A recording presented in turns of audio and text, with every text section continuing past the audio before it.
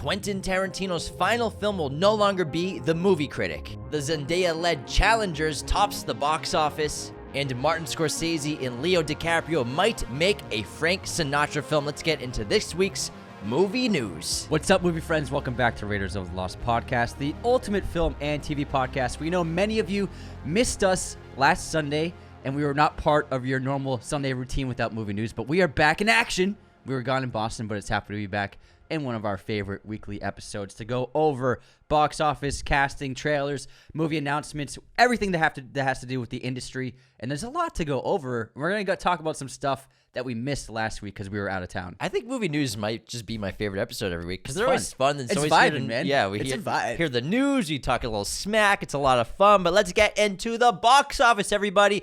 Luca Guadagnino's Challengers has decimated the competition, taken over the top spot at the box office with $15 million domestic opening weekend for this tennis drama. This is actually huge. I believe it's Guadagnino's biggest opening. And also, this was a real test for Zendaya's star power as a film star. This is her leading a film. She's the face of the poster. She is the draw. Theatrical release. Not streaming, not Netflix, not Prime.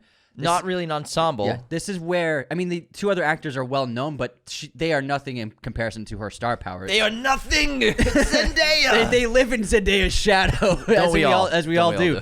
So I was interested to see how this film would perform. I'm going to see it tonight, and I can't wait to watch it because this is a real test. Most of the films she's been in, they're ensembles. She's a supporting actor, whether it be Spider-Man, Dune, Malcolm and Marie was a Netflix release. So this was her big test, and she crushed it. $15 million domestic for a tennis drama. That exceeded my expectations. I was expecting this movie to pull at 10 the most, but it looks like people came out to see her, and I'm happy to see a Luca Guadagnino movie making a good amount of money. I believe this already made more than Bones and All. That's pretty incredible. Yeah, Bones and All was about $10-15 million total at the box office, I think, off the top of my head. So it's proof that she is a draw. Absolutely, she's a draw. Next up in second place, we have Unsung Hero, got $8 million at the domestic box office. Godzilla X Kong, The New Empire, third place at $7 million. It has surpassed $500 million globally, which puts it, I think, top 3 in the current Monsterverse for Legendary and Warner Bros. They make money, man. Civil War added another $6.6 million to its domestic box office run. Abigail, it opened this past weekend, pulled in $5 million at the domestic box office. A little low for, I think, what they were expecting. It's a second weekend. Second weekend. Yes. So it's pretty good for a second weekend. Yes, you fucked up. The Ministry of Ungentlemanly Warfare, Guy Ritchie's latest film, which Anthony saw and I'm seeing this week, I'm excited about, pulled domestically $4 million at the box office, a bit of an underperformer for such an excellent film. Also second weekend. Second weekend. Yes. Kung Fu Panda still... And the reason for Gentlemanly Warfare's low box office, it has not even opened in Canada. Oh, okay. So the Canadian market hasn't even released it for some reason. I'm not sure why. Oh, Canada. Kung Fu Panda at $3.5 million at the box office. Ghostbusters, another $3 million. Dune Part 2, another $1.8 million domestically, has now passed $700 million at the domestic box office. You did it, guys. That's what I guessed it would make. 700. Yeah, you nailed it. Alien, which had a re-release, and I'm seeing today in theaters, pulled $1.7 million at this re-release box office. Nice job for Disney. And then Boy Kills World pulled $1.6 million in a massive bomb. Its opening weekend, this action film starring Bill Skarsgård was a huge disappointment. $1.6 million at 2,000 theaters. It could be one of the bigger bombs of the year for sure, and it was a big disappointment. 2,000 theaters, you want for a decent opening to be closer to $10 million. I was expecting this film to not perform that well, but this is actually way lower than my expectations. It seemed like with Boy Kills World, audiences were not interested in it. And I would say I love the concept, but the trailer never really captivated me or pulled me in. Like, I didn't go see it this past weekend. I want to see Challengers instead. Also, it's a bad release date. You have Civil War, Godzilla Kong, and then Ministry of Ungentlemanly Warfare. Those are a lot of the same audiences of people that would see Boy Kills World. So I think they chose a really bad release date. If they released it maybe 2 weeks ago before these horror films came out, or maybe if they released it in the next couple of weeks, it would have done a little bit better. But I would say the late April release set it up for failure. I feel like it's hard to compete with any of these films. I'm trying to find the budget because I'm sure it was at least 20 million. It looks like a pretty decent budget, about 15 to 20 million would be my guess, because Skarsgård's a big name. You got a couple of other high-profile actors in supporting roles. It looks like they have a ton of sets in production and lots of stunt work, so it looks like a pretty hefty budget. My guess is 15 to 20 million. We were actually talking about why this performed so poorly, and I think we came up with some good answers. The marketing campaign wasn't terrific, and like I think you said, maybe people didn't understand what this movie was from the marketing campaign. Yeah. You know, it's a bold move to make your character mute, but then have a different actor's voice inside the head narrating everything. And H. John Benjamin, who's a great voice actor. You all know him from Archer as well as some other stuff. Maybe that voice turned people off. Because I know when I saw the trailer for the first time, I thought it was an interesting idea for the last voice he heard becomes the voice inside of his head, which is from a video game that he used to play. But did the voice fit the tone of the movie and the character? I don't know. I haven't seen the film. And also, maybe it felt a little too much like John Wick and Hunger Games. Maybe people are just a little burnt out from both those franchises. Maybe burnt out from Hunger Games, but also John Wick carbon copies to an extent. Not exactly carbon copies, but the style of John Wick. Maybe people aren't too big on movies that look like it. I don't know, you know. And I mean, there's also a lot of audience overlap. I forgot about Abigail. That definitely has an audience overlap with people who would seek Boy Kills World. Yeah, so rated R. I think the studio chose a bad release date for this film more than anything. But also, I think even if it came out in a less packed weekend, I don't think audiences would have really turned out. I forgot it was coming out. Same. I honestly forgot about this movie. I went to AMC the other day and I saw a huge banner for it. I was like, oh yeah, that movie. I forgot about that movie. I think just the marketing campaign, and it's just maybe people just. It didn't latch on to anyone. Yeah. Which is too bad because it's a directorial debut, unfortunately, and Sam Raimi produced it. But speaking of a success, though, Civil War has grossed $55 million domestically at the box office. So it's doing really well. It could become A24's most highest grossing film. Well, it already is, isn't it? Isn't it? Yeah, it broke $100 million, I thought. Globally or no? I'm not sure, actually. Because, all right, Everything Everywhere was 190. 130 total? Global total. Let me double check. 130 so million, I think. Everything, Everywhere, not everything but cakes. Google, come on, you let me down. You're embarrassing I love cakes. Me. Everything Everywhere All at Once box office. What do we got? Is 143. That was close. Woo, that's a lot of money. Yeah. For a $20 million budget. And then Civil War box office 2024, if we're at $64 million total. Yeah, you're right. Yeah. Never mind. So it has a lot of. I'm not sure if we'll hit that because it doesn't have the word of mouth of Everything Everywhere. It seems like everything will just be unable to be dethroned for A24. For now, yeah. Let's move on to some other news. We are making a movie this summer. We're going to launch our crowdfunding campaign on Tuesday, so be on the lookout for that. We're trying to raise funds for it. It's called One Click. We're very excited about it. We're going to do some cool stuff like blow up a car. It's going to be a SAG production as well. With that comes some extra costs and regulations that we have to abide by, but we're ecstatic about it. We're going to film hopefully in June, but the campaign to raise funds for it launches on Tuesday. Look for it on all of our sites. Give what you can, if you can. There's some cool perks that we're offering. We're stoked about it. We would love for you to help make it possible. It's going to be epic. Stay tuned on Tuesday. Now, in terms of new releases, the biggest new release this upcoming week that we highly recommend you check out for fans of action, The Fall Guy, is finally dropping later this week, so definitely check it out. Put it on your radar. We really enjoyed that film. They've had a great marketing campaign. Oh, yeah, Emily fantastic. Blunt and Ryan Gosling, obviously, they're high-exposure A-listers. They did bits on SNL, but also Gosling and director David Leitch and the stunt guys, they've been doing all sorts of cool promo videos. Yeah, the carpool karaoke thing. Yeah, like stunt karaoke. Carpool stunts instead of carpool karaoke, but blending them together was a lot of fun. So I think that movie's doing a great job with their marketing campaign, getting people excited for this film, as well as Challengers, of course, just came out, so check that out. Yeah, it's just a fun time. And also re-releases Aliens in theaters right now, as well as The Mummy, which is going to be one of our upcoming episodes this week. Tomorrow on Monday. So watch The Mummy tonight, and then watch our episode tomorrow on it. And it was a banger. It was a great lot episode. of fun because I love that movie. It's so good. It's so good. It's fucking great. All right, let's get into all of the news. So we have a huge story. Now, this is a week or so old, but we were in Boston when it dropped, so we're actually going to talk about it now. Quentin Tarantino has officially canceled his supposed 10th film, The Movie Critic, and will no longer be making the film. They were originally slated to begin production later this year. However, he decided to scrap the project altogether. Now, there are a couple of reasons that I'm sure tied into this. First of all, maybe he felt that it wasn't going to be good enough for him to go out on. And second of all, I know that a lot of people are judging him a little too harshly online. Like, hey, relax, man. It's just a movie. Nobody cares. And surely he does care. But I remember he did an interview about Inglourious Bastards, and he said he was not going to make the film at one point because he couldn't find an actor for Hans Landa. And for him, there'd be no point in making that film if he couldn't find an actor who could handle that role. Yeah, imagine if we didn't get that movie. Holy crap. And so he also didn't want to originally release The Hateful Eight. So he's played around with not making a film that he was heavily in pre-production on. It's happened twice almost.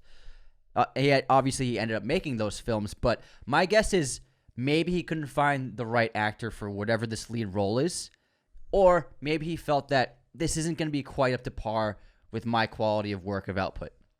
And I guess you could take the perspective of, is he putting himself in a box where maybe no movie will ever be good enough to go out on, and he's always going to lull over it? Or from his perspective, he's probably had 20 scripts ideas and that he's fully written out that he never turned into a movie. Yeah, I'm he's sure probably had dozens and dozens of movies we've never even heard of that he's written, or stories he's written that he hasn't turned into movies that he almost did. So maybe because of social media and the internet age, we hear all this news. But I mean, in the 90s and early 2000s, I'm sure there's a ton of stories in movies that he didn't. I mean, he almost made a Star Trek movie. No one talks about that anymore. Yeah. That fell through. Nobody talks about that anymore. So I'm not surprised that he's moving on to something else. But maybe we're missing out on a Tarantino classic. But it is what it is. It's his career. It's his life. He can do whatever the hell he wants. Also, the news report came out that he was teasing around with the idea of having characters from his other films show up in this one. Most notably, Once Upon a Time. Yeah, Rick Dalton. Yeah, having cameos in this. I honestly don't mind, and I don't think it's pretentious or egotistical for him at all, because he has the right to do whatever he wants for his final film, and also he has the pedigree to be like, he can fucking not make a movie if he doesn't want to. If he wants to go out guns blazing as on high level, he's earned that. Yeah, and the thing with Tarantino, I always look at, he's maybe the only director where all of his movies kind of feel like they're in their own universe, their own world, that they can all sort of be connected in different ways, whether it's period piece from Hateful Eight or Kill Bill, more contemporary, or Pulp Fiction, 90s. It feels like they're all sort of in the same world. Yeah. So it would be fun to see them all like crop up as cameos. I wouldn't have a problem with that at all. And I mean, he'll go out and he'll have 10 great films and it'll be legendary. He already is. He's already a legend. Yeah, but man, I think it would be and plus he's gonna keep making stuff after that. Trust in Tarantino. Yeah. We got some controversial news right here. So Rotten Tomatoes news. A rep for movie directors reveals that Rotten Tomatoes scores of a director's past movies are now the first thing producers look at when directors are pitched to them. Now, can we take a moment to look at the devastation that Rotten Tomatoes has caused to the movie industry? Oh, absolutely. Look, this is insane. Now, all people care about, all producers care about, and studios care about is what your scores are on Rotten Fresh Tomatoes. or rotten. From biased critics who have sometimes agendas against you if you're a specific director, or just maybe don't like you, or this is ridiculous that this much power has been given to movie critics. And even the misconception of what the rating even is. It's not an overall grade of the film. It's just the percent of critics who said it was good. It's sad, man. So Rotten Tomatoes has destroyed a significant part of the film industry, I think. Honestly, the best barometer of quality is IMDb. Yeah. In my opinion, you get 100,000 ratings on IMDb from users, and then they also have Metacritic right there, which is a good critic barometer. But IMDb, I think, is the best indicator of the quality of a film. I think so too. When you have a good amount of ratings, 20,000 is meh, but if you can get like to 75,000, 100,000 ratings on IMDb, you get a legit score. Obviously, there'll be some review bombing possibly, but you'll end up getting a solid average of what the movie's actually going to be versus Rotten Tomatoes. There's 100 critics reviewing a movie, and they're the gods of whether someone has a career or not. Unbelievable. I trust IMDb more than anything else. It's pretty sad. IMDb, Letterboxd, and then I look at the Rotten Tomatoes audience score now. I don't even care about the critic score. I just care about the audience score. But it's sad that producers and studios aren't even looking at the movies they've made. They just look at the scores on Rotten Tomatoes versus checking the movie out. Yeah, yeah. I mean, how about if you make your own decision in your opinions, is this director good or not? Yeah. Based upon your fucking job. But it's also it's a numbers game. It's also connected to the fact that a lot of audiences, they see the Rotten Tomatoes score like, oh, even we bring up Rotten Tomatoes often. Yeah, the social influence of it. But yeah, the effect of it on people and the masses can't be denied, but that's unfortunately happened. Yeah, unfortunately. Oh well. Man, that's weird to hear. All right, we got some really cool news. Scorsese and DiCaprio are collaborating once again. They have been trying to make a Frank Sinatra film for almost 20 years now. 20 years. It's been a project they've been trying to get made forever, just because they've required a high budget of like about $100 million, so nobody wanted to greenlight it. They finally are potentially moving forward with this film, and hopefully can get it made very soon. And it's been announced that Jennifer Lawrence will also co-star in the film. She'll play the wife of Frank Sinatra. And Very Leo cool. would obviously play Frank Sinatra. Yeah. So it's not confirmed. Scorsese's attached to multiple projects right now. He's going to make his Jesus Christ movie. And Leo's... This has been on his IMDb page for 10 years. Yeah, but this is the first bit of news we heard about it in a while. And I guarantee because of his relationship with Apple, I bet he gets it done with the streaming platform. And plus, Killer's Flower Moon got like 10 Oscar nominations. Yeah. It did really I think well. Apple will give Scorsese whatever he wants anytime. Yeah, man. Let's move on to another very cool trailer. One that we didn't get to talk about because, again, we were away traveling, so we missed movie news last week. But Trap, the latest M. Night Shyamalan film starring Josh Hartnett, looks awesome. This movie is a vibe already. I love the trailer because it's very unique. It's about a father who's played by Josh Hartnett, treating his daughter by taking her to a Lady Raven concert, a massive pop star in the world. Taylor Swift concert. Taylor Swift, basically. But there's a twist, and one that the writer-director is hiding. Well, not really, actually. That the father's actually a serial killer. It's a great concept. And the whole concert has become, it's a trap for the cops and the police and agents to catch the killer because they know he's going to be at this concert. So the whole concert, according to the trailer, is a trap for the father. Yeah, I think it's a great setup, and Josh Hartnett looks like he's perfectly cast and is going to deliver a really cool performance.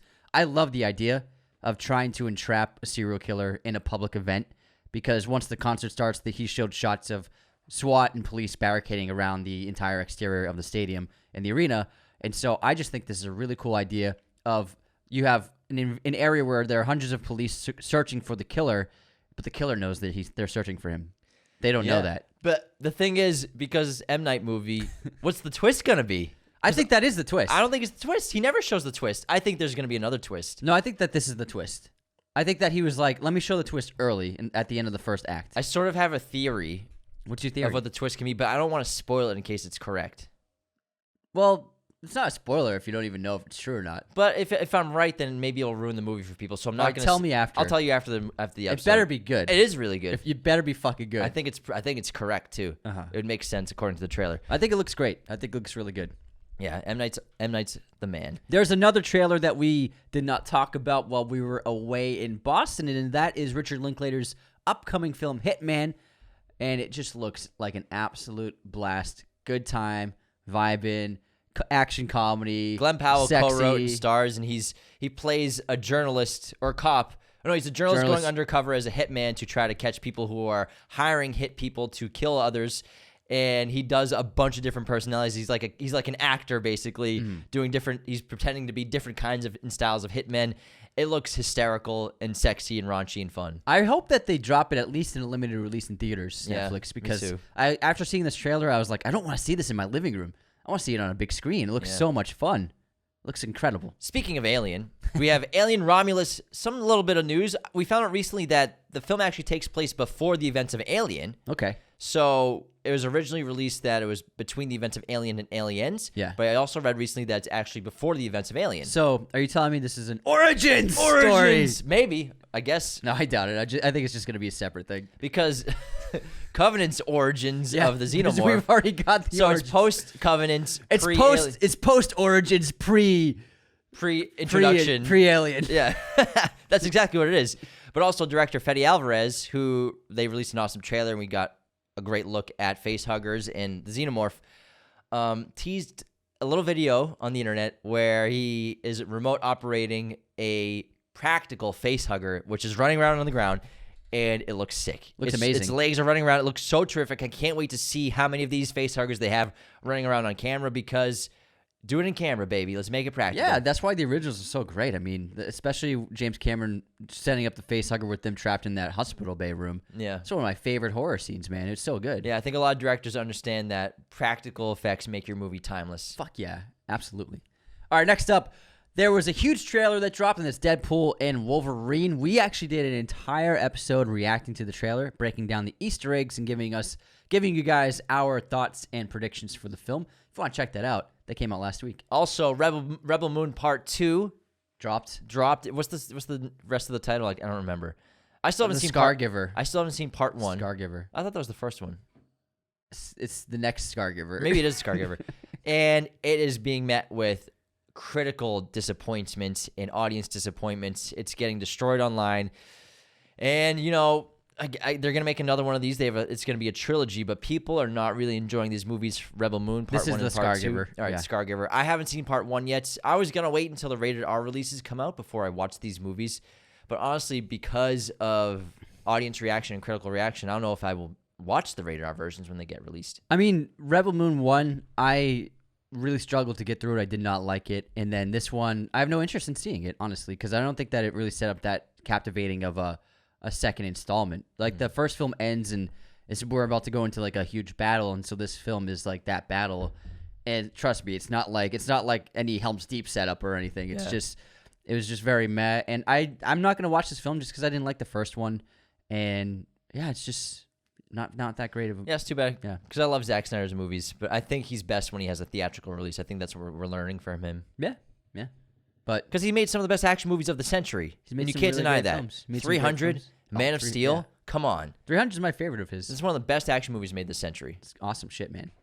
This one, not so much. Let's talk about another trailer that we didn't chat about because we were away. Maxxxine, the year of Ty West, continues, everybody. It's another year of Ty West. It never ends. The year of Ty West never ends, Anthony. We got our trailer for Maxxxine, which picks up with Maxxxine after the events of the film X, starring... I'm blanking on Mia her Goth. Mia Goth. I don't know why I just couldn't think of her name right now. Mia Goth. Can't wait for this movie. Ecstatic about it. What I immediately thought of within a few seconds of seeing this trailer, and I was like, this is like a Brian De Palma callback and then a Dario Argento Giallo movie callback. It just felt like Deep Red. It felt like Body Double and Blowout. Slasher. Yeah, it was just like 80s slasher, and I was so for it. And it was so cool. And even like the villain feels like a De Palma slasher villain, whether it be from Dress to Kill or Blowout. You know what I mean? So I really can't wait for this. It looks really exciting because I love those kinds of movies, and nobody's really done it in the contemporary landscape anytime recently that I can think of. It is an auteur-looking film. It looks excellent. I cannot wait. The aesthetic, the tone. Let's go. Ty West, the year of your life continues. The year of Ty West resumes. I'm going to get you a t-shirt that says the year of Ty West. You should, man. That would be great. The year of Ty West. I would wear that regularly. Most people on the street would be like, what the fuck does that mean? Listeners understand. Oh, yeah, they would get it. The year of Ty West never ends. We got a new trailer this week from another Shyamalan. M. Night Shyamalan's daughter, her debut film, The Watchers, just dropped its first trailer starring Dakota Fanning and a bunch of young up-and-coming actors. The actress from Barbarian is in it. George, I can't remember her. Oh, she's great. Yeah, I can't remember her last name. George or something. She's fantastic. And this is very much keeping in the family tradition, mysterious horror film.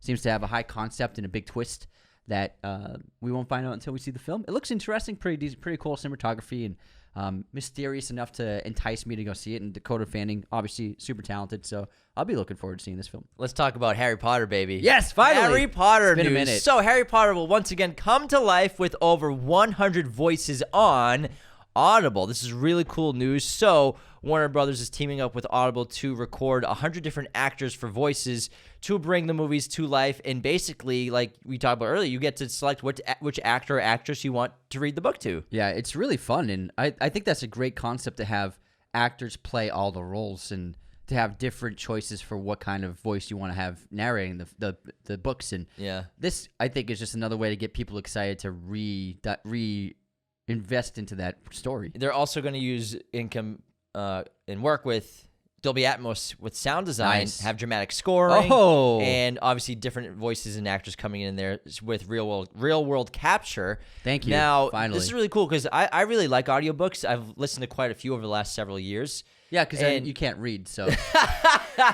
And some of them are just someone talking. Yeah. Stephen Fry and his Harry Potter versions are great. There's a little music here and there. He does some impersonations. Yeah, he does different voices for the characters, but I've listened to audiobooks that have extensive sound design and production design. We have, scenes with, you'll hear wind, you'll hear rain, you'll hear some music here and there. So I think just the style and production of audiobooks has just been getting drastically more improved and more sophisticated, actually approaching it like a production. It's really exciting, and it adds so much to the feel of listening to a book. So I'm really excited to hear what kind of sound design and sequences they do for all the amazing scenes that we know and love. Yeah, I think it's a great idea to make it more of a theatrical audio experience as opposed to just someone reading. Yeah. So I think that it could be like, in a way, ironically, going back to the days of theater on the radio in the 1920s. People were glued to the radios. Yeah. They've always been glued to something. The radios people were glued to. I was talking to Grandma about this when I was home. She's like, we were glued to the radio. We all had our favorite shows,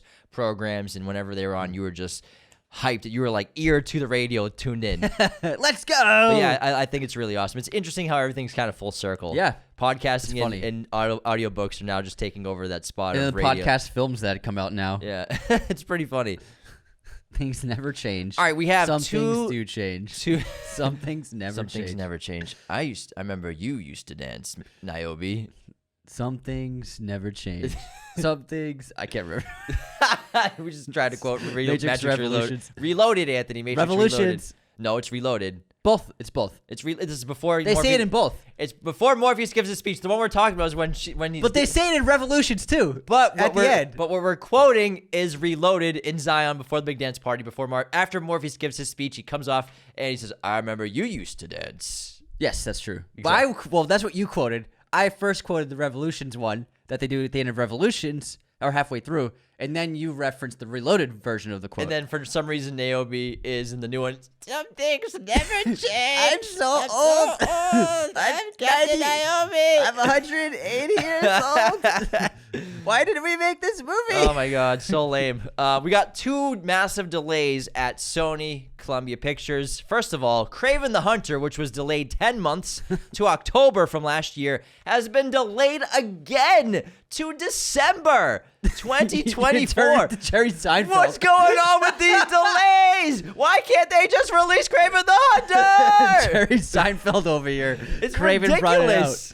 It's insane. And also Karate Kid, the reboot. You're Jerry Seinfeld right now. The Karate Kid, which was supposed to come out like this year, is not coming out until May 2025 now. So two massive delays and pushbacks for Sony. Well, I'll give Karate Kid some leeway. They haven't even fucking shot it. Yeah, okay. They're still casting But it. Kraven, they filmed a year and a half ago. Yeah.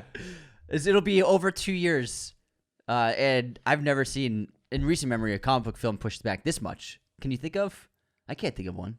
That actually filmed? Yeah. Yeah, because, After filming. Blade's been pushed back to a year, basically 2 years. But They've probably filmed this, They filmed this it'll be over 3 years after they filmed it. Or our buddy did stunts on it a year and a half ago. So they filmed it in spring and summer 2022. Yeah. And this is going to come out at the end of 2024.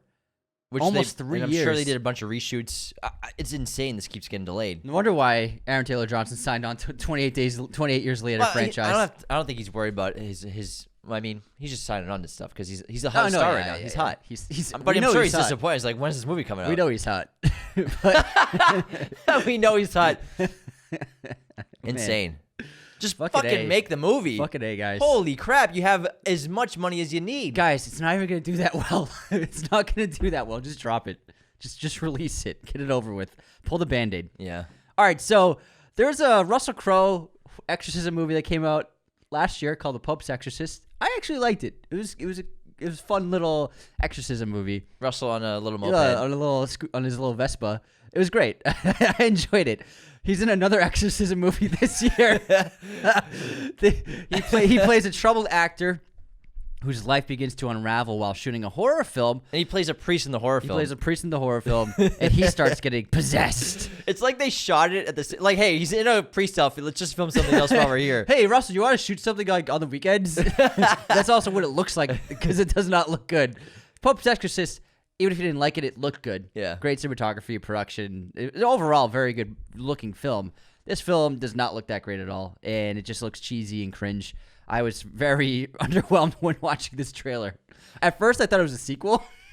Me too. I saw the poster. Is it a prequel or a sequel? Yeah, I saw the thumbnail. I was like, oh, they make a sequel to The Pope's Exorcist? But it is not a sequel. It is not. Speaking of priests, There's another priest movie coming up. It's called The Ritual. Priests and nuns, man. They're hot, man. They're hot this year. Can we have a horror movie that doesn't involve priests and nuns, please? Last year was Italy. This year is priests and nuns. Oh my God. Hollywood is just... Jesus Christ. So the trends. it's called The Ritual. Al Pacino and Dan Stevens will be playing priests in this horror film. It follows a pair of priests with Stevens questioning his faith and Pacino's trying to overcome a troubled past as they shove their differences aside to help a young woman. Dan, I got troubles in my past. I don't believe in God anymore. Let's exorcise this demon. Obviously, there's going to be some sort of horror part because it's called The Ritual, which is, it's a horror film. So priests, the church, So horror, hot, nuns, so hot. it's on fire right now. It's scandalizing right now. Here's a horror film I'm really excited for. Elizabeth Moss said in an interview recently that The Invisible Man 2, it's very close to happening. This is actually 4 years after the first film came out. I love that movie. Invisible too, Man. man. Invisible Man is a really fantastic contemporary adaptation of the property and story. It was phenomenal, original, great subtext in there. I enjoyed the film so much. One of my favorites of that year. It could have been I think it was my favorite of 2020, honestly. Well, 18 movies came out, so... That's true. Nobody even remembers the Oscars that year. But it was phenomenal. I loved it. I've seen it 3 times. That's how much I just think it's a great horror film. So I'm really excited. If you haven't seen it, it is well made to have a sequel. It was really good. Was that the year where there was 17 people in attendance at the Oscars and they all had tables? They did it at the train station, the Union Station in LA. That's right. Yeah, it was 14 people at the Oscars. That was a weird show. It was a weird show. What a time, man. Oh this my film, God. luckily, Invisible Man came out 3 weeks before the lockdown happened, so it did make some good money. It made close to $200 million at the global box office. It would have been a massive hit if COVID didn't happen because it was chugging along really well. It's still insanely profitable. Yeah, very profitable film. They did a really good job with it. Tiny budget of, I think, $4 to $7 million. A really small budget. It's a fantastic movie. I really liked it a lot. So I would love a sequel. Me too. There is a new biopic being made about one of the greatest comedic actors of all time who left us very soon in his career, in his life. Chris Farley biopic is getting made. Choose the version, biopic or biopic, man. Just choose one. Biopic. But is that what you're going with? Biopic. Biopic? Okay, stick with it. Biopic. So this biopic will star Paul Walter Hauser, who actually was rumored to be the lead of the Movie Critic last year. And it will be directed by Josh Gad. I think this is awesome news. Chris Farley is one of the funniest comedians and actors, I think, to ever live. I think he passed away when he was 33 years old, 34 years old, but he is such a legend, one of the greatest cast members of SNL, one of the greatest comedic actors in cinema, with only being in 10 movies tops, something like that. I mean, he's a legend just from that short career he had. Beverly Hills Ninja, Tommy Boy. Oh my God. I mean, the guy is so funny. Have you He's seen so good. Have you seen the coffee bit SNL skit? Which one? He's at a nice Italian dinner with his wife in the restaurant, and they have coffee after dinner, and then the waiter comes over. He's like, "By the way, you did not drink caffeinated coffee. Believe it or not, it was actually this brand of decaf coffee." He goes, "What the fuck is wrong with you? Why would you do that?" And he just attacks everyone in the restaurant. Oh man, I can't wait. That's one of my favorite SNL bits. His style of comedy was so great, just the massive freakouts, the yelling, the absurdity, the energy. He was a genius. He really was. But yeah, he was gone way too soon because can you imagine the movies he would have made if he still was with us? Yeah, I think he would have been huge, man. But I think this is a great idea. I've been dying for I've been wanting to see a Chris Farley biopic for a while. I think we brought up a few times someone should make a movie about Chris Farley because he's that good. We talk about that every day. Every day. We're gonna live in a van down by the river. All right, let's move on to another legacy sequel. You all were asking for this one. We've been dying for this one. This week's legacy sequel is we should have some music this week. Legacy sequel is Princess Diaries 3, confirmed by Anne Hathaway in a recent interview. Finally! We have been dying for this. Princess Diaries, the franchise, continues. Oh my fucking God, man. Who's the actress in it? Julie Andrews, right, plays her aunt or something, right? The queen or something. I'm sure she'll be back too. We have a directorial debut trailer release for an actress. Zoe Kravitz, directorial debut called Blink Twice. Now, this is the movie that was called Pussy Island originally, right? Yeah. So this one they filmed a couple of years ago, and I've actually been wondering when it's going to get released. And they just released a trailer starring Channing Tatum. It's about a tech billionaire who basically learns... Another tech billionaire. Another evil tech billionaire who learns... It's become a film genre. trend. It's a film genre now. Evil tech billionaire. There's like 4 a year. I mean, the Hemsworth one last year. Knives never Out. ends. Yeah. So many. So Channing Tatum plays the tech billionaire who lures some innocent people to an island for a little getaway, but it turns sinister. Blink Twice trailer. Check it out. Not as good as the title. Blink Pussy Twice. Island. Blink Twice. I like Pussy Island way better. Yeah. I think they should have stuck with that. Yeah. The studio's got to lighten up. Like people. Yeah. Like Pussy Island's a great title. It's a good title. I would see that just based on the title. Yeah. There's going to be an island. There's going to be pussy. That sounds great. Sounds like a good time. Oh, my God. That's good. All right. Let's take a segue. Quick, a huge turn over to lower the rigs. I think there might still be pussy here. Pussy Island to lower the rigs. Those two words have never been uttered in the same sentence before.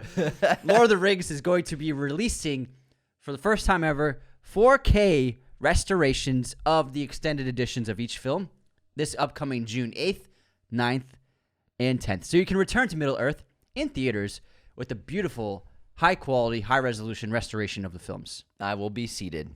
The 4K restorations have been looking great at cinema releases because we saw the Pacific Rim 4K restoration. Great. It looked amazing. And the filmmakers often are involved in the restorations. So yeah. I'm sure Peter Jackson helped on this for sure. Absolutely. Because he's basically an expert on restoration because of what he did with his World War II movies. Yeah, and basically what's happening here is like these were made before the digital era, so they were released on film projection.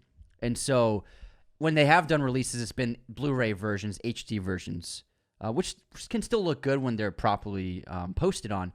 But this is like a high-resolution restoration of the film that the filmmakers are putting their final touches on to make it feel and look like the original release on the high-quality film format. Going frame by frame by frame, making sure everything looks right. Terrific. Yeah. And terrific. It's terrific. It's going to look so goddamn good. Moving on to Face Off 2, which remember we talked about this last year happening? Yeah. It's actually happening. Confirmed by Travolta and Cage, who will both return somehow. Why the fuck not, man? Why the fuck not? How do you get him back? I don't know, man. He maybe survived. I guess he could survive that. Yeah. Hey, man, they took a guy's face off. Yeah. And put it on another guy, and nobody asked questions about the entire body difference. Yeah. 90s, man. Hey, it worked, man. We watched this a lot. Yeah. This is one of our favorite movies as kids. Face off. Face I want to take his face. What a weird, awesome movie. All right, let's move on to something else. So Elsewhere, which is a vampire horror video game, is cool. getting a film adaptation starring Lakeith Stanfield. Now, this video game came out in September last year. It's become a success. It takes inspiration from Max Payne games with retro graphics. It follows a vampire hunter tasked with stopping his vampire ex-girlfriend's evil schemes. Ah, cool. Okay, this game looks pretty cool. I'm down for that. I love Lakeith, whatever he wants to do. Let's go. All right.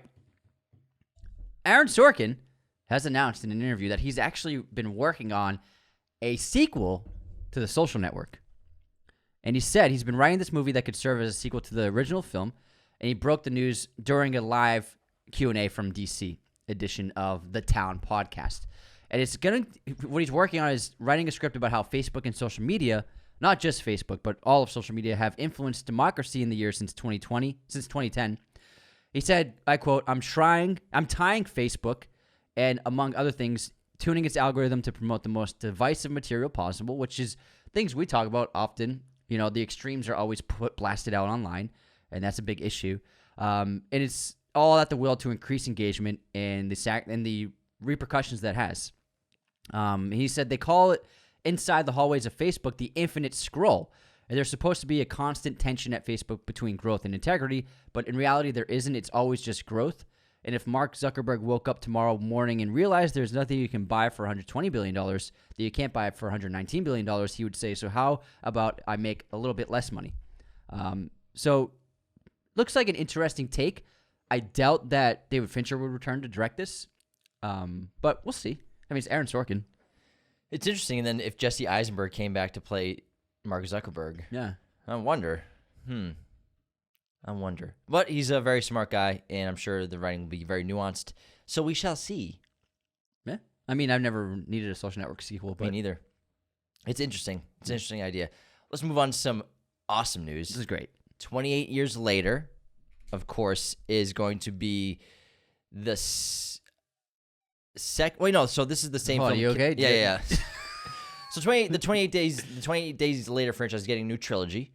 Obviously, we've talked about how Killian is returning, Danny Boyle is returning, and Alex Garland are returning for the first film. But also joining the cast are Jodie Comer, Aaron Taylor Johnson, I don't think he's okay, guys. and Ray Fiennes. Okay, they released the cast of 28 years later. Jodie Comer, Aaron Taylor Comer? yeah, that's how you say it. Aaron Taylor Johnson and Ray Fiennes. They're the actors. And Killian. In 28 years later. I don't know why. Thanks, Jim. I thought they were different projects for a second. Sorry about that, everybody. Let me reprogram. Software update. All right, Anthony, take us away with the last bit of news. Take it away. Furiosa, a Mad Max saga, has officially gotten a bloody rated R rating for violence, which is the news we really wanted to hear. It's expected. Yes. I mean, Mad Max Fury Road also was rated R, wasn't it? I don't think so. It could have been. Let me check. I'm not sure. I'm not totally sure. Actually, I'm not 100% sure on that. Because there's not really any gore in that movie. Not a lot of blood. You're right. Mad Max. But this one says a bloody rating for violence. It was rated R. Rated R? Yeah. Oh, yes, sick. Okay. Let's get it. I don't want a PG-13 Yeah, one. remember we were talking about how we talked about it in our episode how big of a success it was for a rated R film. True. It's up there for most profitable. Yeah. There is a lot of blood in it, actually. He's a blood bag. It's a bit of blood. Quite a bit of blood. Yeah. Lots and lots of violence. So much violence. I can't wait. I'm very excited about this film. Can't wait. Comes out soon, man. Anything else we got to talk about? That's it. It was a lot to go over this week, and we're Yeah. glad that we're back into our routine. I know a lot of you didn't know what to do with yourselves last Sunday without us. So many unsubscribed we got comments. a lot of comments. It was really funny. It was actually very endearing. Yeah, it was nice very to hear. sweet. We're so happy to hear that we've become a part of your Sunday routines to catch up on the movie news, so you don't have to read through all the articles. You don't have to go on all the websites, so we handle it all for you. Plus, you get a couple of good jokes in there. Yeah, we can roast James all episode. You can roast me anytime, but I mean, I got some good ones in there too myself. Not of roasting you, but just good jokes. Oh yeah, you're a funny guy, man. That Pussy Island joke. Pussy Island was good. That shit slapped. Don't forget to stay tuned for our. Maybe don't say that sentence again. I think I'm a little too old for that. A little too old to say that. But again, Tuesday we're launching our crowdfund campaign for our new film, One Click. Definitely check it out. It's going to be posting on all platforms, and we'll be chatting about it and trying to raise the funds by the end of May, which would be incredible. And again, we're going to blow up a car, so if you want to watch us do that, then help fund the film, as well as check out all the really cool perks that you can get. And if you want to see James riding on top of a car as a stunt, check out the video. The video campaign I did go on top of a car. He did on top of a moving car. Don't worry, Janice. I was strapped in. He was professionally hooked into that car. Professionally. Juno did it. Juno did the rigging. All right, thanks everyone for tuning in. We appreciate you all so much. Have a great weekend. Check out all the re-releases and new films this week, and have a great one. See you next time. Thank you for watching Raiders of the Lost podcast. Be sure to hit that subscribe button, hit the like button as well, notifications for sure. Listen to the show on Apple Podcasts, Spotify, everywhere you can listen to podcasts, and be sure to check out this other content we have on our YouTube channel.